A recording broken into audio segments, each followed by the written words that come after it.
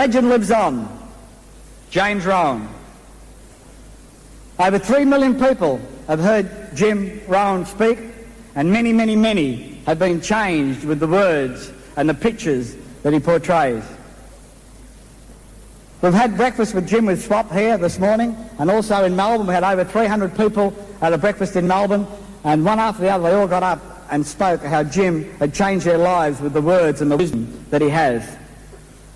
We had a breakfast yesterday on the Gold Coast, and the man that thanked him, Peter Webster from Direct Car Sales Coast, said that this is the 5th time that he had heard Jim speak.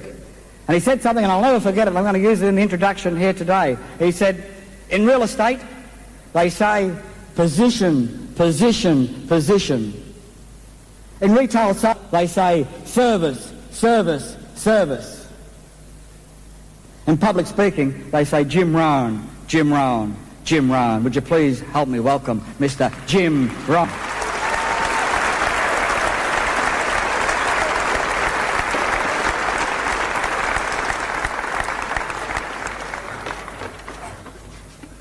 What a pleasure for me to be here today and have this chance to see all of you. How many of you have never seen me before? This is your first time? Wow, most of you. Okay. I keep thinking I'm more famous than that, but that is the truth. But I'm delighted to be here. I first came to Australia 14 years ago, and I've been coming back every year, sometimes twice a year. This year, 3 times I come to Australia. So this is my second home, so I'm at home. And I come here more than any other country outside of America, where I live. So I'm in love with Australia. I could live here easy. So it's just a pleasure for me to come back and to have a chance to visit with all of you. Very briefly, I grew up in Idaho, farm country, little small village in the southwest corner of a very small state in America. High school, graduated, went to college 1 year. Halfway through my second year, I quit, thinking I was smart enough. Big mistake on my part. Should have stayed in school. But I got a job, went to work, started my family, and I'm living a fairly normal, average American life. About age 25. I'm behind on my bills. I've been working now 6 years. I've purchased and I can conveniently pay for on time, and I'm embarrassed by that. Creditors are calling saying, hey, you told us the check was in the mail. And I'm behind on my big mouth promises to my feet, and I'm wondering what to do to make my life better. I was willing to work hard. That was not my problem. But life just seemingly wasn't, producing the results I wanted at that time in my life. Wondering what to do, and I thought maybe I should go back to school, but with a family, that's a tough decision. I thought, well, if I had a business of my own, that would do it. But, my finances didn't allow. I got pennies in my pocket, nothing in the bank. Too much month at the end of the money, if you've ever been there.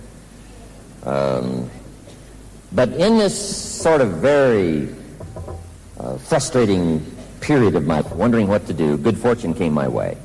I had a chance to meet a very wealthy man. His name was Mr. Schoaf, Mr. Earl Schoaf. A friend of mine had gone to work for him. And he started telling me about this man. He said, meet this man. He's wealthy, but he's easy to talk to. He's got a unique philosophy of life. And he kept going on, and I thought, I've got to meet this man. So I had a chance a little while after that to meet this man, Mr. Schoaf. I was impressed. He was wealthy. But he was easy to talk to. I was so impressed that within a few minutes I said to myself, I'd give anything if I was like him. What would it take?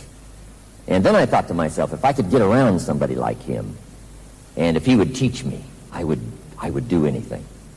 And that was my good fortune. A few months later, this wealthy man hired me, and I went to work for him, and I spent the next 5 years in his employ. And then, unfortunately, at the end of that 5 years, he died at age 49. But I got to spend 5 years with this remarkable man, and my dream came true. He taught me. He coached me. He taught me the books to read. He taught me the skills and the disciplines. He had changes to make in my language and personality. And the things he shared with me during that 5 years changed my whole life, changed my bank account, changed my income, changed my future. Remarkable. By the time I was 31 years old, I was a miracle. So, how lucky can you get, right, to meet the right person at the right time, who's willing to take the time and the energy to pass along life experiences and put it in understandable so that you can use it like I did. Pretty good fortune for me. Then 30 plus years ago, I was living in Beverly Hills, California. And one day a businessman friend, I'd like to have you come tell your story to our service club, the Rotary Club. He said, I know your story. Idaho farm boy makes it to Beverly Hills. But he said, I think my business colleagues would like to hear your story. Arranged one of our breakfast meetings, would you come tell your story? And I said, sure. So I went and told my story, and guess what? They liked it. And my telephone rang, and I got another call. Would you tell that same story? And my telephone rang again. Said, we've heard about the story you've told and the ideas you've shared. Would you come talk to our club? The first thing I know, I'm devoting a piece of my business time to giving these breakfast and luncheon talks. And then one day, a businessman who'd heard my talk about 3 times said, would you come talk to my management and salespeople? He said, if you would, I'd be happy to pay you. And I thought, wow, wouldn't that be something? To share my experiences and get paid? So I agreed to do it, and went and shared my story with his management and salespeople, and I got paid. Little did I know, another fortune for me to translate my ideas and my experiences into seminars and speeches and lectures, and now it's taken me around the world and brought me back to Brisbane. And I'm away by what can happen to a farm boy from Idaho with a few ideas, just simply put, but thoroughly executed, and how dramatically your life can change. That's how I got here, and I thought I would just, brief you a little bit about my story. It's probably more interesting for me than it is for you, but I wanted to hear it again, so I thought I would just, bore you with it. I'm the one that's delighted and impressed about being here today. I don't ask you to be impressed, I'm impressed. From where I started, raised in obscurity, I was broke at age 25. Creditors were calling, saying, you told us the check was in the mail. And then the next 6 years of my life, after meeting a teacher who was willing to share with me, my life dramatically changed. So what I'd like to share with you today is what made the difference in the first 6 years of economic life, between ages 19 and 25. I worked hard, but I wound up broke. I worked hard, but I wound up discouraged. I worked hard, but I wound up what I considered behind after 6 years, right? Pennies in my pocket, nothing in the bank, behind, way behind on my promises. And then the second 6 years of my economic life, I became a millionaire. Now, how do you do that? First 6 differ so drastically from the second 6 years. And what I'd like to do with you, if you're ready to take some notes and ready to go to work, I'd like to share with you what made the difference for me. First 6 years of my economic life, 1995, and what made the dramatic difference in my life between ages 25 and 31. And if you've got some patience to stay here, I know it's getting a bit late, but if you've got some extra patience, take some notes. Let me share with you what I think made the difference. Let me give you a formula, first of all, that Mr. Shove shared with me, helped turn my life around. Here's what he said. There's usually about a half dozen things. Just make that. Half dozen things makes 80% of the difference. I guess I better stay out here. He said about a half dozen things, % of the difference. Now, it's not exactly a half dozen, it's not exactly 80%, but you get my concept. Keep looking for the few things that makes the most difference. And then here's the key part. Then spend most of your time working on those half dozen things that's going to make the most difference in your health, your bank account, your future, how you run the office, sales career, management, school career. Doesn't matter. Keep looking for the few things that's going to matter the most, and then spend the biggest amount of time concentrating on those few things. Here's what we call those few things. Basics. Fundamentals. And remember, there's no new fundamentals. In operating your life successfully, there's just a few fundamentals to learn and study. Those fundamentals have been around for the last 6,500 years, recorded history. And once you know them, you know them. And here's what else is exciting. There's no new ones, so you don't have to learn any new fundamentals. Fundamentals are old. Right? Be a little suspicious of somebody who says, I've come along with new truth. Say, no, truth is old. You might have just made the discovery. There might be some new ways to say it, new ways to apply it to your business career, social career, personal career. But see, truth is old, fundamental. Right? Somebody says, I got a new fundamental. Say, no, that doesn't even make sense. Wouldn't you be a little suspicious of somebody who said, we're manufacturing antiques, you've got to come and see our plant and watch us turn out? You'd say, no, that's silly. You can't manufacture antiques. Antiques are what? Old. But let's go through some of the basic fundamentals that makes life work well, makes life worthwhile. Life experience on the spinning planet. What makes it work well? And if your life doesn't work well, if economics don't work well, if your health doesn't work well, if how you feel about yourself is not working, what do you fix? I've got 5 pieces for you to consider. Let me give you that list of 5. Okay? Here they are.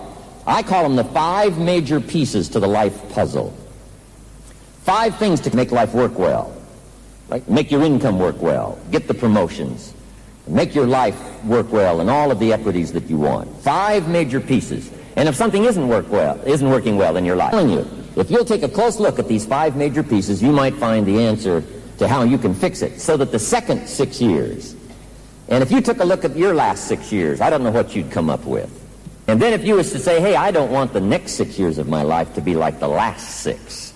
I'd like to double, multiply by 2, by 3, by 5, by 10 my results, the next 6 versus the last 6. If that's really what you want, I want you now to seriously consider these 6 or 5 major pieces I've got to the life puzzle. Here's the first one, philosophy. Philosophy.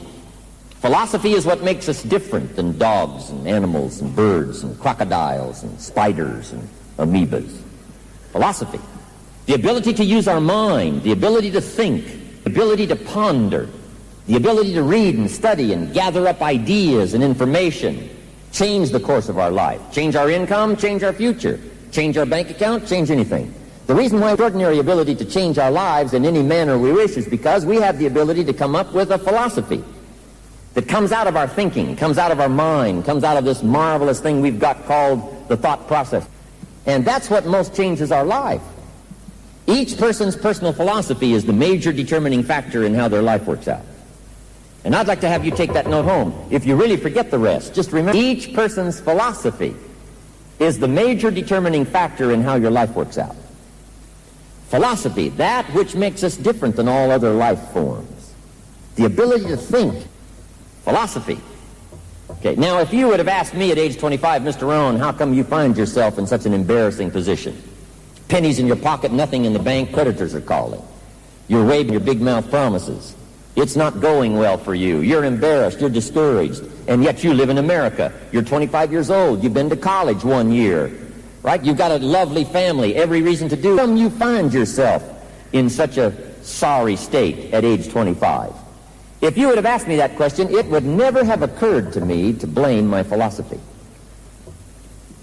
It occurred to me.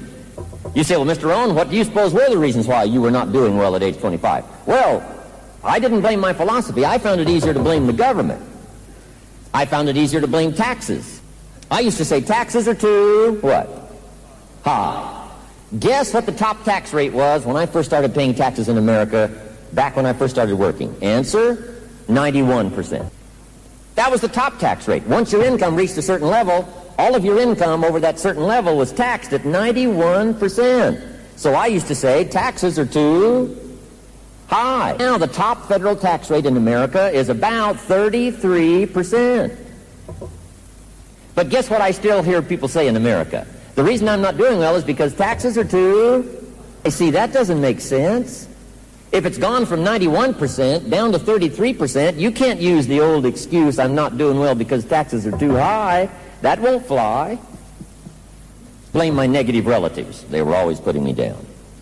I used to blame my cynical neighbors. They're just selfish, looking out for themselves. Won't loan you money. I mean, they were on my list.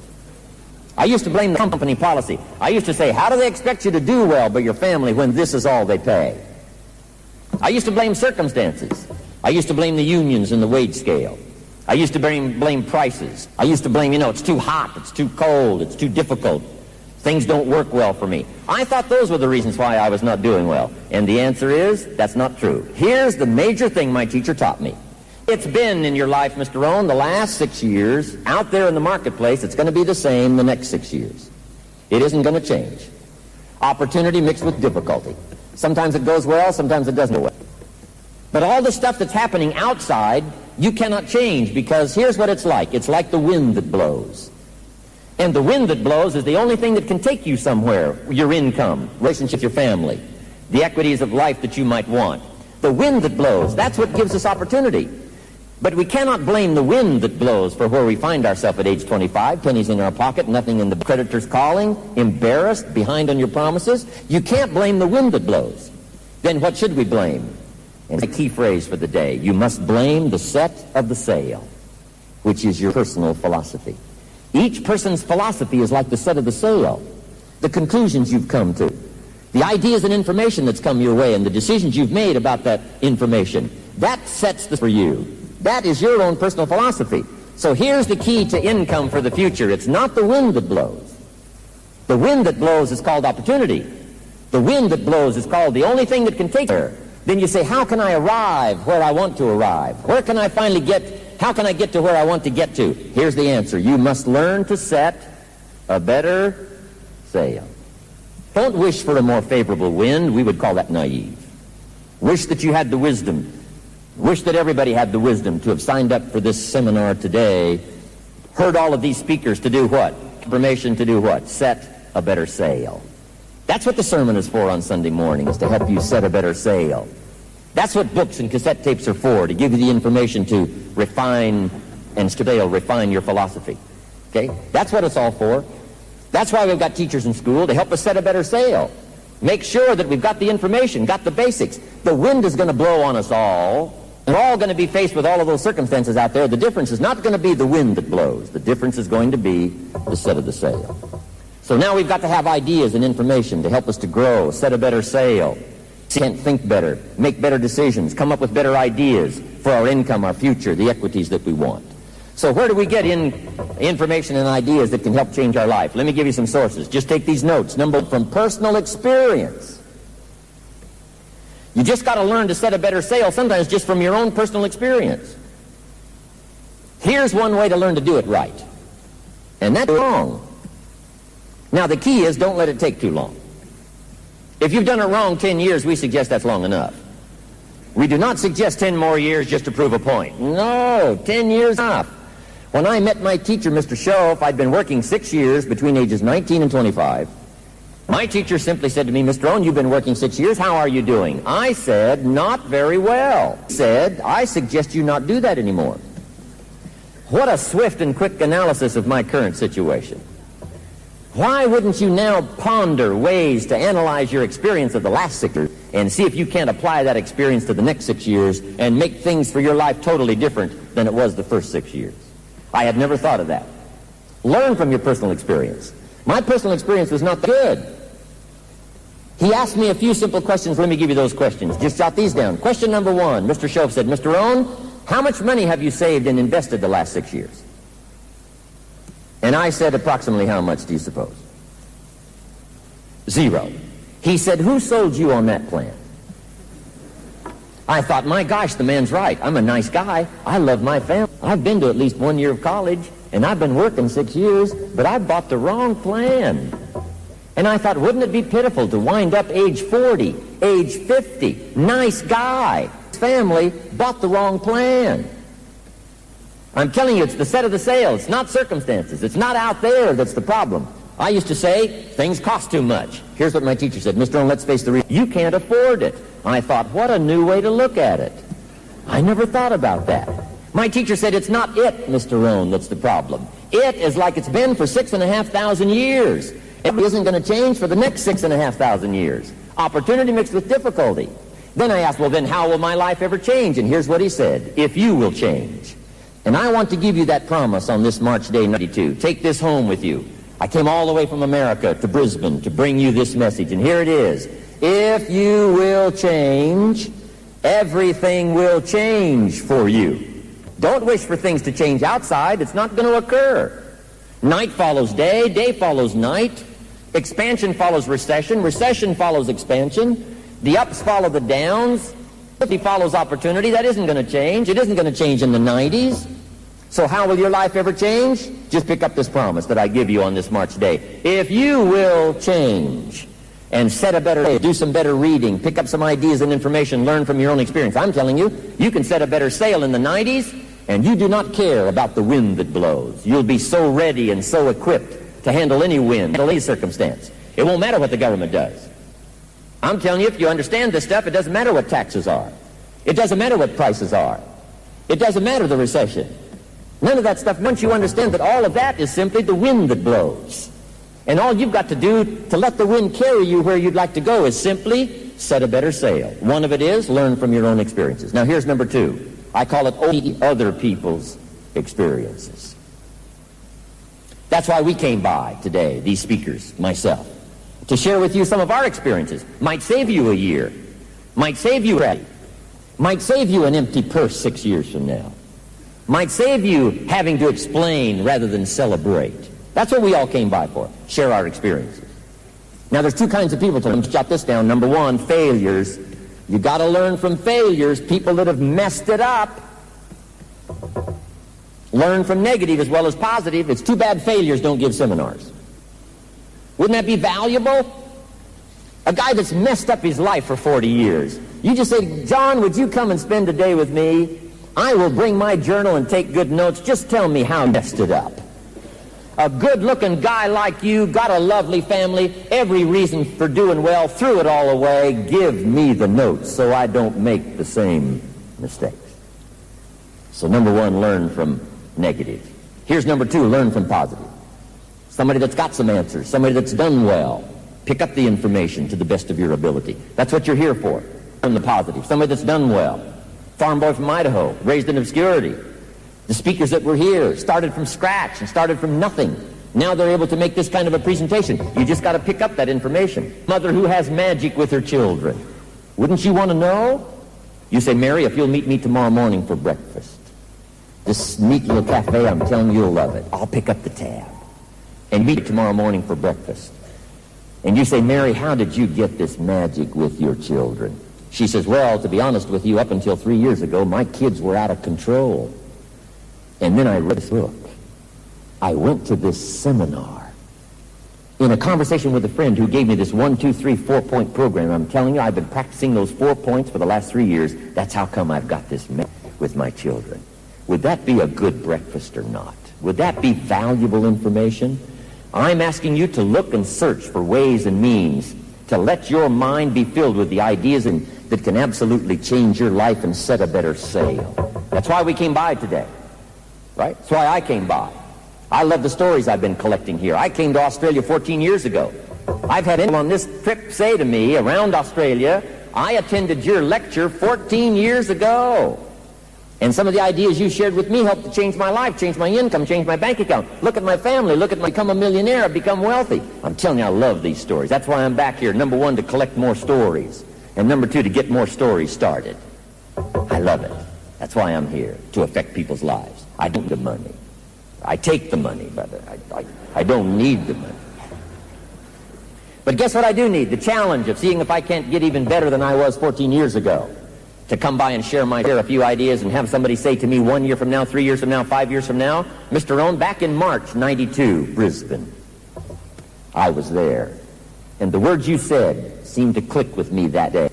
And I decided to make some changes. I decided to do some stuff that's forever changed my life. See, that's heavyweight stuff. You can't buy it with money. That's why I'm here.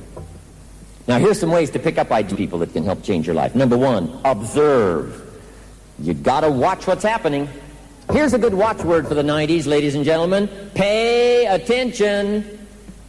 Don't miss anything. Don't miss the tragedy. Don't miss the opportunity. Don't miss the problem. Don't miss the answer. Pay attention all day to what's going on. You'll pick up some valuable information. Let the University of Life teach you today. You don't have to just sign up for a class to learn. Learn from life. Learn from the day. Hey, most people are just trying to get through the day. I'm asking you to get from the day. And this taught me to keep a journal. I started keeping this journal when I was 25 years old. My own journals now make up a significant portion of my own library. Mr. Shelf said to me, Mr. Rohn, don't trust your memory. If you see something valuable, if you hear something valuable, if you read something valuable, put it in your journal. Throw the magazine away, throw something else away, but keep the notes here. Sunday morning, keep the notes. Listen in class, keep the notes. I'm trying to get kids hooked like me. Be a buyer of empty books. Kids find it interesting I buy an empty book. Especially at my station in life. What did I pay for this one? $26? I mean, kids find that really interesting. You pay $26 for an empty book, and the answer is yes. Here's why. to prompt me to go looking and searching until I find something worth $26 to put in here. And I'm telling you, if you were to look in my journals, now my journals are all private, but if you were to get a hold of one of my journals and look through it, I'm telling you, you would not read very far until you would say, this is worth more than $26.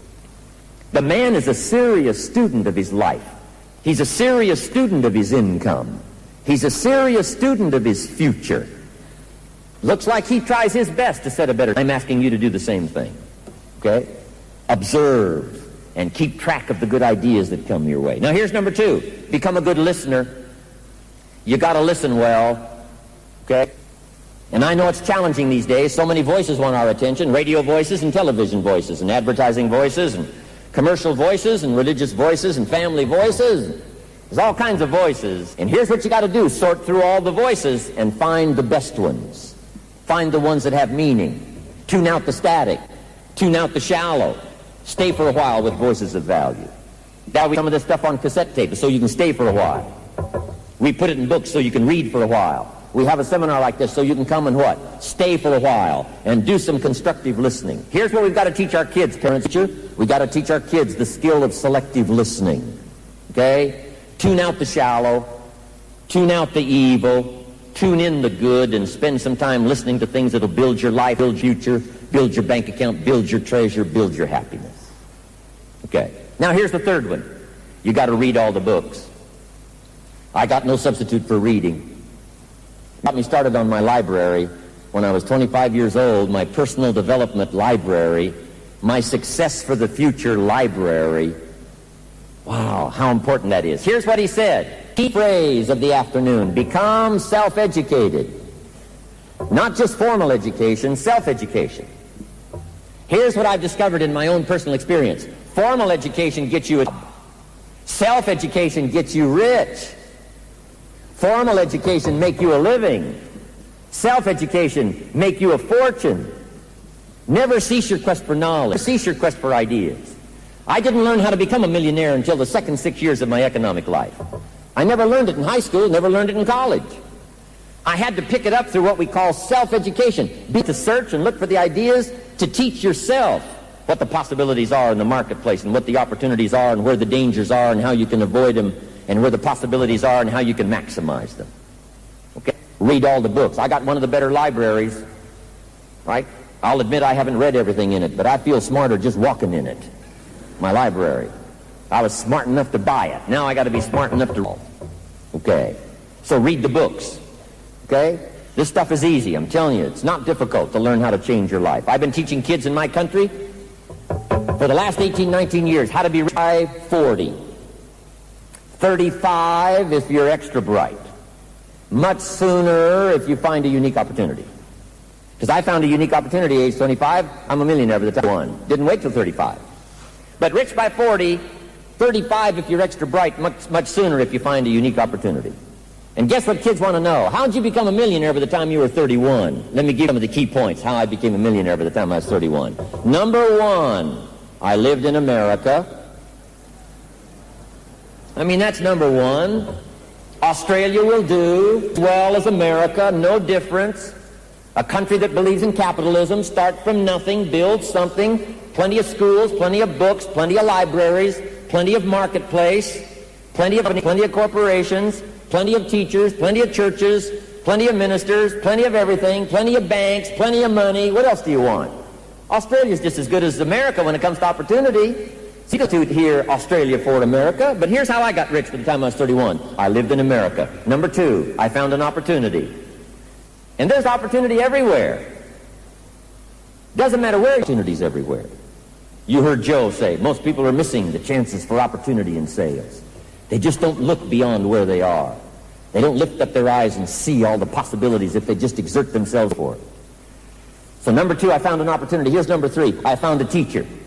This Mr. Schoaf, who was willing to teach me and level with me and tell me the truth, that it was my fault, lack of a set of a good sale the first 6 years, and if I wanted to change, everything would change for my life. That's how I got rich. Now here's the most exciting part about how I got rich by the time I was 31. It was easy. I'm here to tell you it was easy. Somebody says, well, Mr. Rohn, if it's so easy, how come everybody else around you didn't get rich during that second 6 years of your economic life? Here's why. It's easy not to. How else can I share any simpler and any plainer? You say, no, Mr. Rohn, for everybody else around you during that 6 years, it was hard for them. And it was easy for you. That's not true. You can't debate me on that point, this intelligent audience, and win. Let me give you one of the most profound philosophical statements I can possibly give you on this March Day 92. Here it is. The things that are easy to do are also easy not to do. That's the difference between success and failure. That's the difference between pennies and future fortune.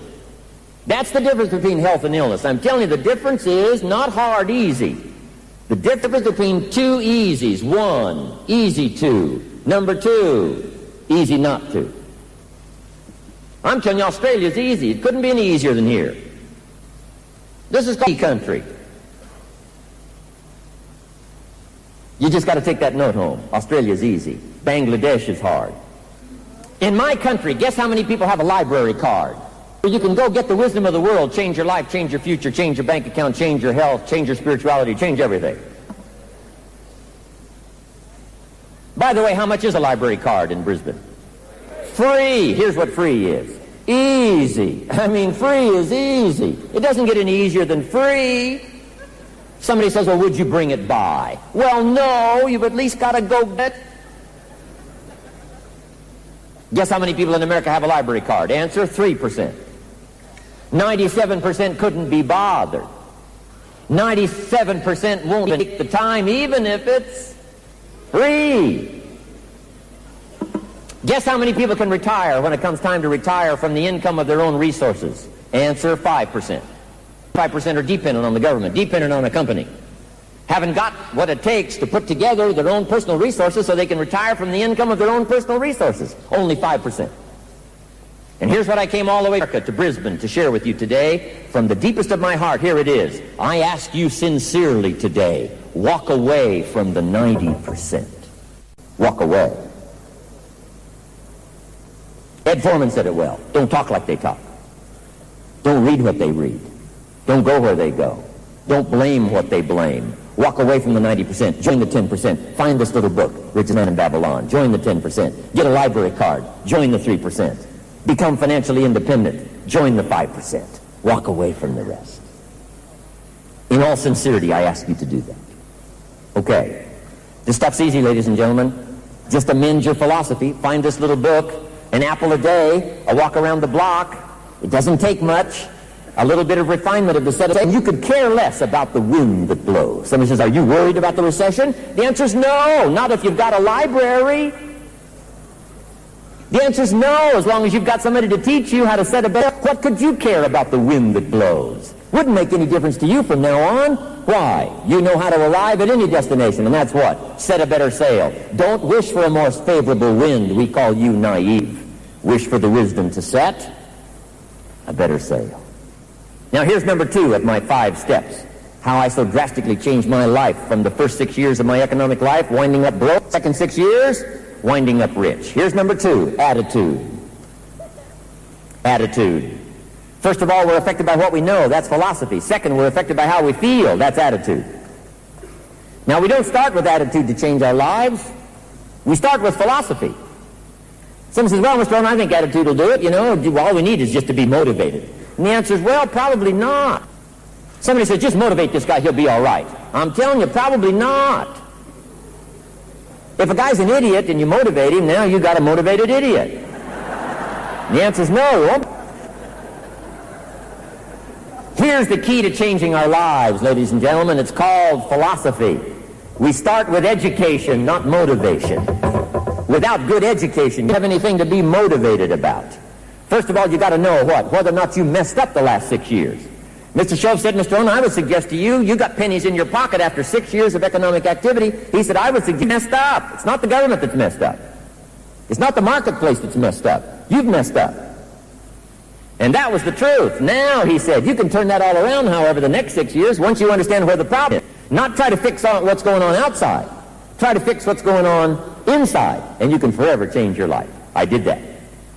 So first we need education, but now number 2, we do need motivation, we do need attitude, we do need the emotional side, and let me give you a short list on feelings. Here's number 1, it's how you feel about the past. Got to have a good attitude about the past. Here's the best I can advise. Treat the past like a school. Let the past teach you like a schoolmaster. Don't let the past beat you. Don't beat yourself over the head with your past losses, past failures, past mistakes. Let all those go. Just learn from the past. Gather up experience from the past and invest it in the future. Here's number 2. It's how you feel about the future. And here's the best way to feel good about the future. Have it well planned, well designed. Have your goals and dreams well set. There's 2 ways to face the future. 1, with anticipation. 2, with apprehension. Guess how most people face the future? With apprehension, because they don't have it well planned. They don't have it well designed. I'm asking you not to make that mistake. I'm asking you not to stumble into tomorrow with apprehension. I'm asking you to walk confidently into tomorrow, having your promise of the future well planned, well designed by setting your goals. Here's what the future's called: the promise. Now, we all have to pay the price to get the promise, but I'm telling you, the price is easy if the promise is clear. If the promise isn't clear, the price is too difficult to pay. I'm telling you, kids don't mind paying the price for the future if they can see it. If they can't see it, they don't want to pay. So I'm asking you to design a better promise for your company, design a better promise for the office, design a better promise for your health, design a better promise for a relationship with you and your family. Design the promise. And once you start feeling good about the future because you have it well designed, you can take confident steps every day. Here's number 3. It's how you feel about everybody. You've got to have a good feeling about everybody else besides you. And here's a very practical reason why. You can't succeed by yourself. We all need each other's money. We need each other's ideas. We need each other's cooperation. One person doesn't make a family. One person doesn't make a marketplace. One person doesn't make an economy. One person doesn't make a country. One person doesn't make a symphony orchestra. One person doesn't make a unique chance for all of us to participate. It takes more than one. It takes all of us. And you've got to have a unique sense of appreciation of the all of us that makes the contribution for each of us to change our lives in a manner we wish. But now here's number 4. It's how you feel about yourself. Got to have a good feeling about yourself, personal worth, personal value. And here's the best advice I can give you on that. If I can do it, you can do it. If I can read, you can read. If I can change, you can change. If I can grow, you can grow. If I can become financially independent, you can become financially independent. You've got to understand you're worth as much as I am. If I can read it, you can read it. If I can understand it, you can understand it. If I can let it hit me, change my life, it hits you, change your life, you're no different. You're as valuable as I am. I want you to pick that up, how you feel about yourself. So that's attitude. Number 1, we're affected by what we know. Number 2, we're affected by how we feel. Here's number 3, activity. We're affected now by the disciplines we take. Wisdom alone won't do it, no matter how often you repeat it. A lot of people are into affirmations these days, but that won't do it. Being wise, bring equity to your life. Wisdom must be invested in activity. Wisdom must be invested in discipline, or it produces no life. No matter how often you affirm it. Multi-track, bombard your pre-conscious, subconscious, I'm telling you, it won't do any good. You've got to invest wisdom into labor. You've got to invest wisdom into disciplines, or it produces no new life.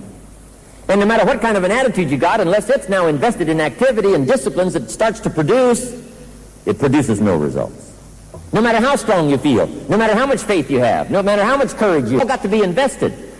Now here's what's important. Make this note. The first 2 points I gave you must be invested in the third one, because the third one now starts to work miracles.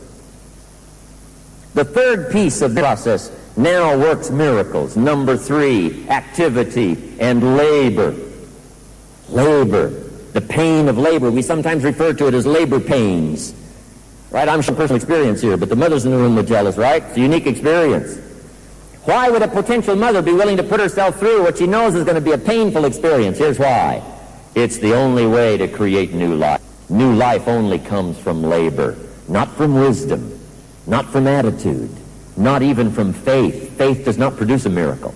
Wisdom does not produce a miracle of new life. Faith must be invested in discipline to produce new life. So I'm asking you to look to your disciplines. And here's the disciplines now that can work miracles in your life. Here's number 1. Do what you can. Just do what you can. It'll start a miracle process. I promise you. I promise you. Just do what you can. If you can walk around the block, I'm asking you to get it done. If you can eat an apple a day, I'm asking you to get it done. Establish disciplines that will take you to the good health you want, the income you want, the bank account you want, the promotion you want, the better life you want, good marriage, good friendship, good relationship with your family. Do not neglect the discipline forms the miracle. And expect a miracle when you start working on the disciplines. Number one, do what you can. That'll start a miracle. A miracle is simply something we don't quite understand. Works. All we know is what? It works. You don't need to understand. Just know that it works. Miracles. Do what you can. That's number one. 2,000 years ago, on June 28th, I'm pretty close on this. 2,000 years ago, on June 28th, one of Jesus' disciples, now I'm an amateur on the Bible, but let me give you my best shot. One of Jesus' disciples on June 28, 2,000 years ago said to Jesus, "It's time to pay our taxes and we don't have any money." That's how come I know it was someone June 28.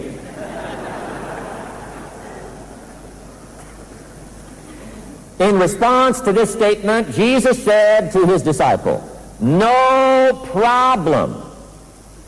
Now, you got to hang out with people like that. Now, why would Jesus have the audacity to say, "No problem"? Well, word has it, he was a miracle worker. Doesn't that explain it?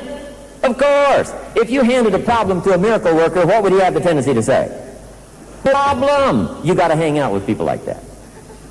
I belong to a small group. We do business around the world. I'm telling you, these guys are miracle workers. If you handed any one of them a problem, guess what they would say? No problem. How many to solve it?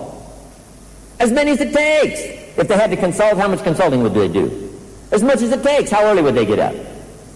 As early as it takes. How late would they stay up? As late as they have a tendency to say what? No problem. You got to hang out with people like that. What are they? Miracle workers. We'll figure out how to do it. Jesus said to his disciples, "It's going to be no problem, this taxes in the..." He said to his disciple that it'll be simple. Just go fishing. It can't be any easier than fishing. Now, he said go fishing to his disciple, and his disciple's name was Peter. And Peter was what? A fisherman. You can't be any more clever than that. I'm telling you, here's what I expect you to do. Do whatever you can do. Don't neglect what you could do. If you could fish, you got to fish. If you want a miracle, you got to fish. Jesus said to his disciple, "No problem, just go fishing. First fish you catch, look in his mouth. It'll solve everything." Peter said, "Okay." He was used to strange things happening. Peter goes off fishing, catches the first fish, looks in his mouth. Guess what's in the fish's mouth? Coins. Wow, coins.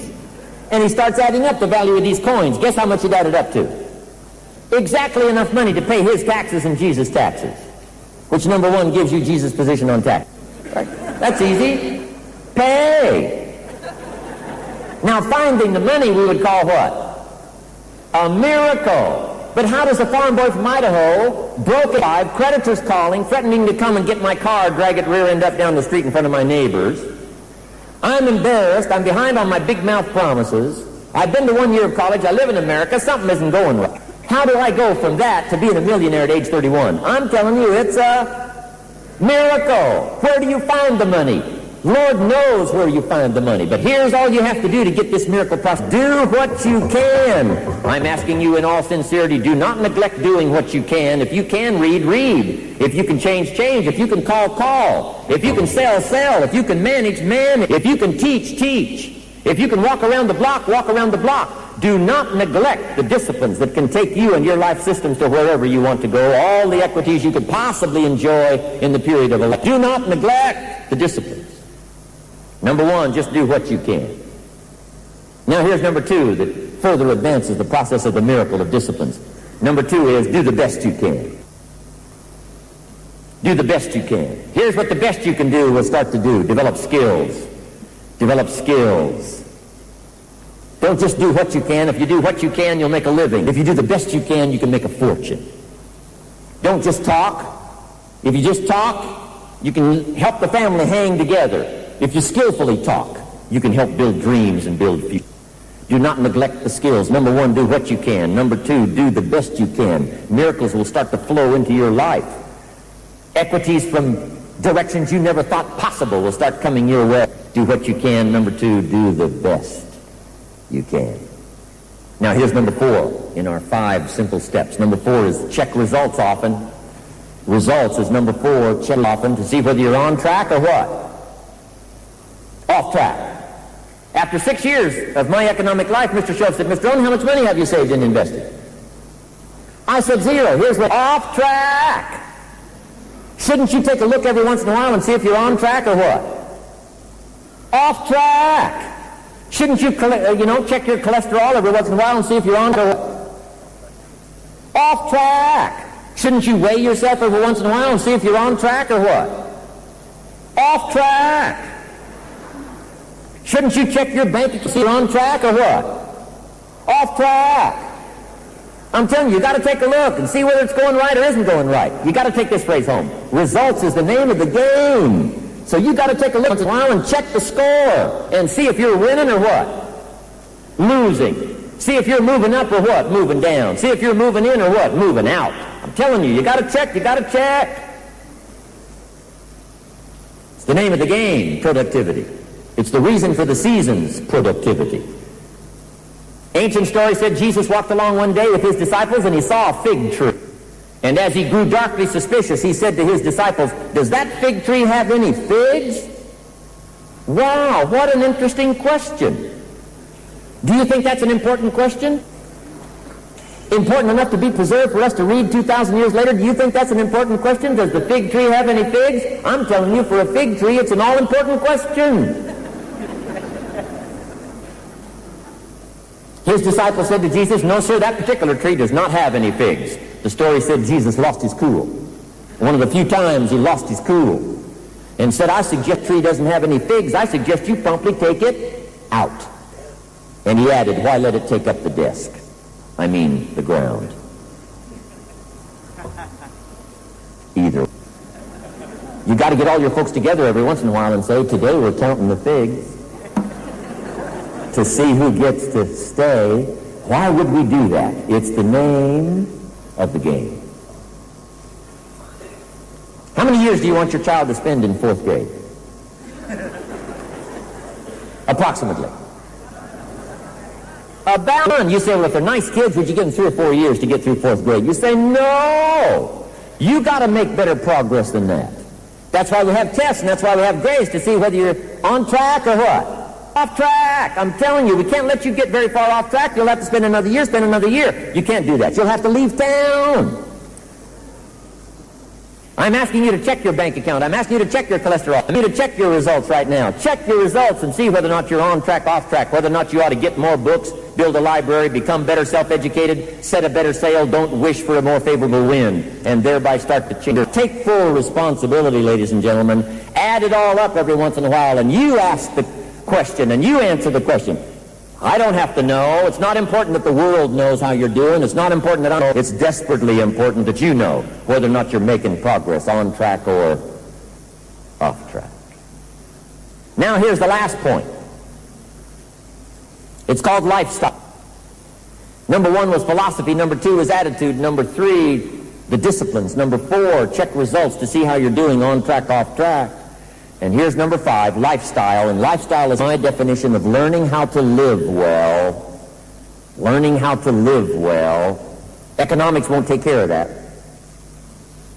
Finding shelter won't take care of that. Living in a home won't take care of it. Having some clothes to wear won't take care of it. Living well is a further skill. Mr. Schoaf gave me 2 phrases that changed my life forever. Let me give you those 2 phrases, and I'm about to wrap this up today. 2 phrases. Number 1, Mr. Schoaf said to me, Mr. Rohn, if you wish to be wealthy, study wealth. When he said that, I said, my gosh, I don't know anybody that studies wealth. I'm going to learn it. He said, never mind. Now that you've gone to work for me, get this little book, Richest Man in Babylon. I will teach you how to become wealthy. He did teach me. I did get the book. I did become wealthy. I recommend it. I would have studied it sooner. In high school, if they would have offered Wealth 1, Wealth 2, I'd have taken both classes. I wouldn't have waited till age 25. Wealth. What should a child do with $1?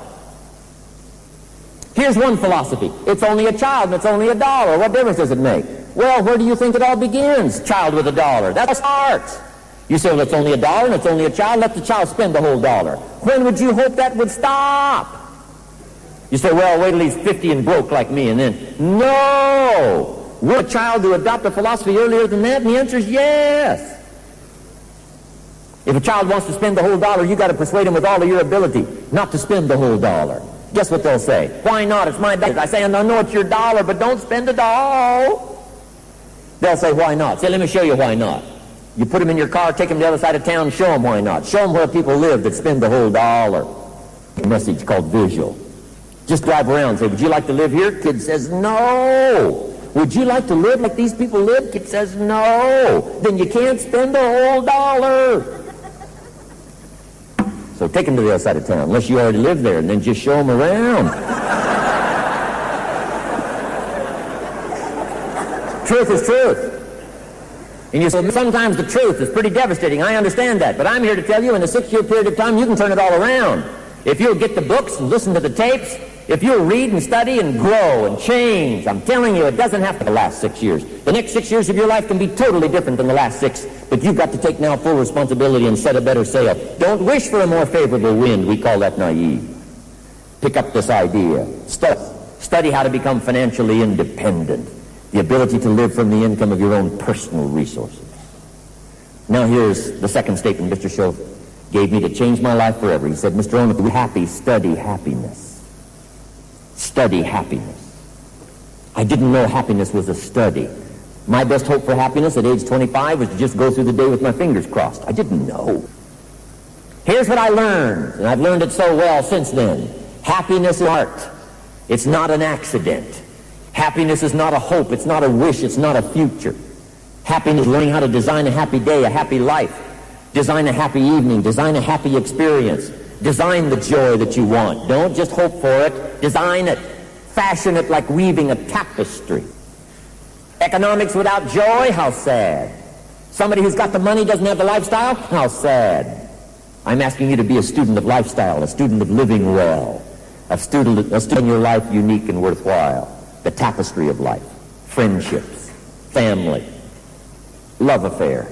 Marriage. Enterprise. Do it with style, doing style, by giving it some thought, being creative, how to live well. And guess what? I wish all this for you. I wish it all for you. It's why I came all the way from America to Australia. I'd like for your life to be affected like mine, become financially independent like I had the opportunity to do. And now let me send you home with 4 questions to ponder, and I'm finished my part. And we have this great day today with all these speakers and all this interest. I was so excited about seeing the kids here today. Got a good story for you. Take it to the ones that had to leave early. 2 little boys in school, one bright. The other one wasn't very bright.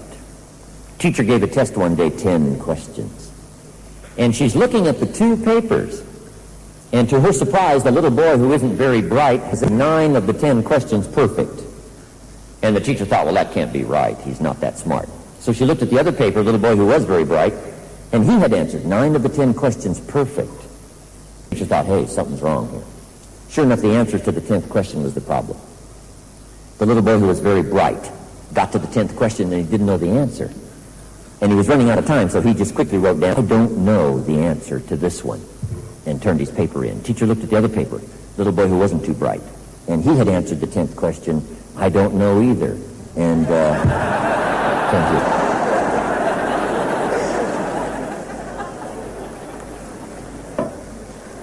Which I guess means don't cheat, right? It never seems to work out well. Anyway, give me these 4 questions now to take home, and I'm finished. I'm on my way to Auckland, and then I'm on my way home, and I'm on my way around other parts of the world. Last year I lectured in Japan and Israel and Spain and Germany and France and Mexico and Canada and Australia, New Zealand. I've been to South Africa and Taiwan. Idaho gets to travel the world. But I'm glad I had the opportunity to stop off in Brisbane today, give you a piece of my experience and a piece of my heart and soul, and tried my best to make the mystery and the mixture meaningful to everybody here today. But take these 4 questions home. These are powerful questions. Here's number 1, why? Why should you read? Why should you change? Why should you grow? Why earn that much? Why share that much? Why do that much? Why make that many friends? Why learn that many skills? Why put yourself out that much? Why build that big an enterprise? Why go that far? Why do all that? Why? Big question, why? Kids are always saying what? Why? Good question, why? But I'm telling you, whys can turn your life around. If you've got a strong enough why, you can do anything. And I don't know what all of your whys are here today. Try harder, why you should read more, develop the skills, and do better. I don't know what all your whys are. If we had a chance to talk one-on-one, I might discover some of your whys. I met a beautiful, accomplished lady in New York City a few years ago. Wow, she was something else. Vice president of this jewelry company that brought me in. I came in and did some lectures, making big money. But she was a superstar. I finally found out a little bit about her story. I said, how did you get here? She never went to college. She never went to university. I said, how did you get here? Vice president, New York, jewelry, big income. I said, how did you get here? She said, well, let me tell you part of the story. She said, a few years ago, I was a young mother. And one day, I asked my husband for $10. And he said, what for? She said, by the time that day was up, I promised myself I would never ask again. Wow. She said, I started looking for opportunity, found it. I started looking for skills, and I found it. And she said, I worked hard on personal development, finally got to where I am today, vice president, making big money, New York. She said, actually, Mr. Rohn, from that day until this, I have never, ever had to ask again. Wow, sometimes the why can change your life. But now here's one of the better whys, and I'm question, why not? I mean, what else are you going to do with your life? Why not see how much you can read, how many skills you can develop, how far you can go, how much you can earn, how much you can share, how strong you can be, how powerful you can be, how sophisticated, what a good life you can live. Why not, why not, why not? Hey, you've got to stay here till you go. I mean, what else are you going to do? Why not do it all, see it all, have it all? Now, here's my most important question. I came all this way, flew all night to get here. I don't need another airplane ride to stand in line anymore. But I did need this opportunity to come on this March day and talk to you from my heart today. And here's my most important question. Why not you? Farm boy from Idaho, the question for you is, why not you? You've got plenty of stories here in Australia. If we paraded them across this platform today and they told their stories, guess what they would wind up by saying? Why not you? I did it, what? Not you. I turned my life around. Why not you? I'm asking you to pick up that question sincerely from me today. Why not you? Pick up the stories. Pick up the examples. Very close friend of mine is Mark Hughes of Herbalife fame. Mark Hughes, one of the most dramatic American stories I know of in the 20th century. Mark Hughes was in a tough side of town in Los Angeles. Got involved with drugs as a kid, managed somehow to escape. Got so interested in helping other kids get off drugs, he became a fundraiser. And even as a teenager, raised staggering amounts of money. One of his major clients was Ronald Reagan, who became president of the United States. That's a story in itself. Mark Hughes, the judge had to decide who he was to live with when he was a little kid. Mark never met his father until he was 20 years old. And when he met him, he didn't like him, unfortunately. Never met him again for 9 more years. I was in on the second time. They decided to at least try to be friends. Now they're very good friends. But see, that's a tough way to grow up. Mark Hughes only went to the 9th grade in school. He never finished high school, never went to college, never went to university. When he was 18 years old, his mother died from a drug overdose. Not something you want to tell around town. How many strikes does a young kid need? Mark was only 18 years old. His mother was only 36. He could have said, hey, I've got enough strikes against me. I don't need to do well. But for some reason he didn't. When his mother died, she was trying to lose a few pounds, got hooked on the diet drugs, and then she got hooked on the sleeping pills. And then she started seeing 2 doctors, 3 doctors, 5 doctors behind their backs, keep her habit going. And then she died at age 36. When she died, Mark said, you know, there's got to be a better way to lose a few pounds than to get hooked on the drugs. He said, I'm going to find a better way. Started studying nutrition. I met him shortly after. Couldn't believe what he learned. And then he made a big discovery, herbs. Herbs. Got so excited about the study of herbs, made trips to China as a kid. Finally got this little formula put together where Herbalife got its name and started from scratch. His grandmother was his first customer. He said, Granny, you're fat. You got to get on my new formula here. He's got a better presentation today. I mean, you know, that was it back then. And that started the whole company. Now he's done what? $4 billion in sales, doing business in 50 countries around the world. Mega rich beyond anybody's wildest imagination. I think they've set a goal this year to do 400 million. The kid from the town. Unbelievable. Now he's mega rich, lives in Beverly Hills, drives a Bentley, got all the trappings of a superstar and a wealthy, wealthy man. He's still only 35 years old, does business around the world. If Mark was here to tell his story, when he wrapped it up, guess what he would say? I did it, why not you? From the tough side of town, from the 9th grade dropout, if he can do it, you can do it. If any one of us can do it, I'm telling you, everybody in this room can do it. I pick that up. Why not you? Now, here's my next question, and I'm finished. Why not now? This second year of the last decade of the 20th century, what a good time to get it together, build a library, do accelerated learning, do some accelerated changing, right? Do some accelerated growing, set a better sail these next few years, and I'm telling you, you will sail into the 21st century. New equities, some new treasures, some new values, some new friendships, some new fortunes. I'm just asking you to do that. Why not now? No. And my last comment is this: ask for God's help. We could all use a little help. God says, I'll take care of making the tree if you'll just plant the seed. Wow. And I think that's, ladies and gentlemen, let's pick up our side of it and let's march into the next few years with a new set of the sail, and let's see if we can't make a difference in Australia and thereby affect the rest of the world. Thank you very much, ladies and gentlemen. It's been a pleasure.